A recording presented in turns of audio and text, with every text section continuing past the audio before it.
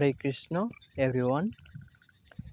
শ্রীকৃষ্ণ জন্মাষ্টমী 2025, তারিখ 16 আগস্ট 2025, শনিবার।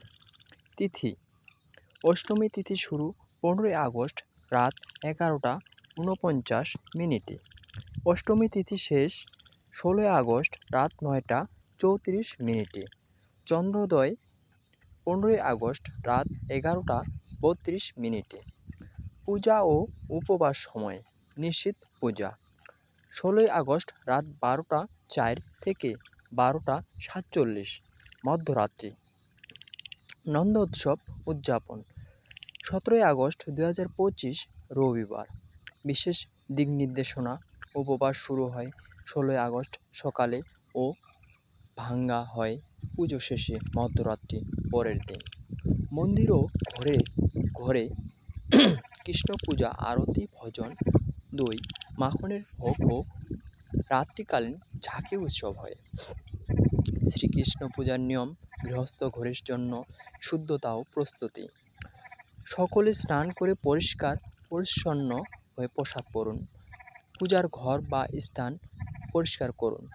মাটির প্রদীপ, ফুল, ধূপ, মিষ্টি, দুধ, তুলসী পাতা ইত্যাদি প্রস্তুত রাখুন। পূজার উপকরণ: শ্রীকৃষ্ণের মূর্তি বা ছবি, তুলসী পাতা, মাখন, চিনি, দুধ, দই, মধু, ঘি, পঞ্চামৃত তৈরির জন্য। ধূপ, দীপ, ফুল, ফল, মিষ্টি, বাতাসা, চিনি, গুড়, চিরা, বাঁশি, ময়ূরের পালক প্রতীক হিসাবে, পান, সুপারি, কলা পাতার ভোগ।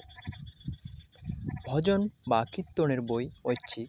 পূজার ধাপ: ঘট স্থাপন, প্রার্থনা। একটি তামা বা মাটির পাত্রে জল ও আম্রপল্লব দিয়ে ঘট স্থাপন করুন। বলুন ওম গঙ্গে চ যমুনে চৈব গোদাবরী সরস্বতী নর্মদে সিন্ধু কাবেরী জলেতেস্মিধিং কুরু।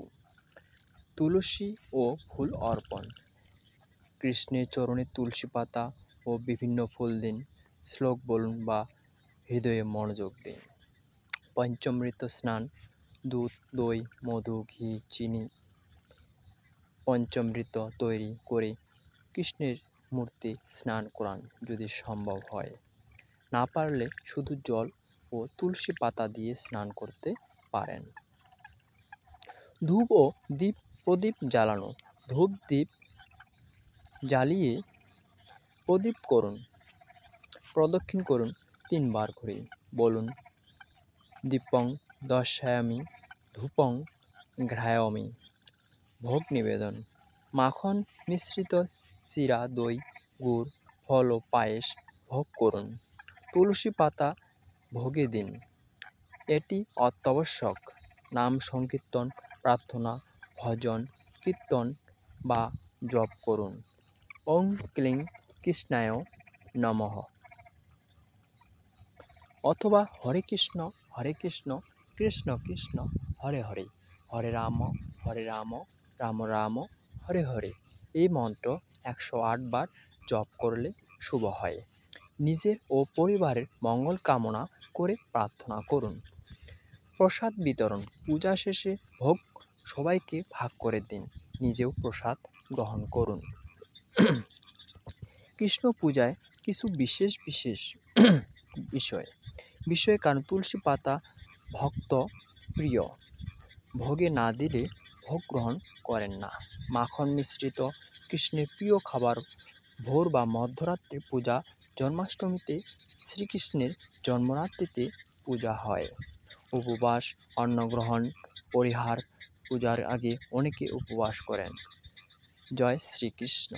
যে ভক্তি ভরে আমাকে ডাকে, আমি তার হৃদয়ে থাকি।